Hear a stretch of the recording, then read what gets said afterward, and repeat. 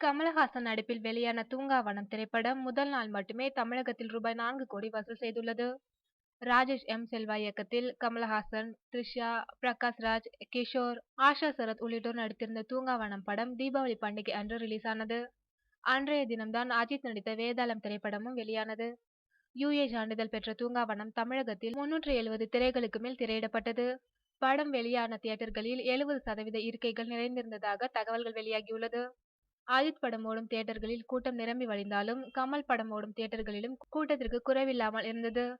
இந்நிலையில் தூங்காவனம் ரிலீஸ் ஆன அன்று மட்டும் தமிழகத்தில் ரூபாய் 4 கோடி வசூல் செய்துள்ளது. வார இறுதி நாட்களில் தூங்காவனத்தின் வசூல் அதிகரிக்கும் என்று எதிர்பார்க்கப்படுகிறது. முன்னதாக கமல் நடித்த ரீமேக் படமான பாபநாசம் ஹிட்டானது. அதேபோன்று ரீமேக் படமான தூங்காவனம் திரைப்படமும் ஹிட் அடிக்கும் என்று எதிர்பார்க்கப்படுகிறது. கமலின் மூத்த மகள் ஸ்ருதிஹாசன், அஜித் ஜோடியாக நடித்த வேதாளம் ரிலீஸ் ஆன அன்று மட்டும் தமிழகத்தில் ரூபாய் 15.5 கோடி வரை வசூல் செய்துள்ளது குறிப்பிடத்தக்கது.